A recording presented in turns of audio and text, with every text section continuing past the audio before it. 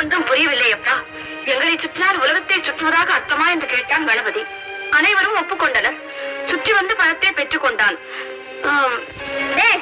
நல்ல நாடகம். பெரியவர்களாக சேர்ந்து நடத்திய நாடகம் அல்லவா?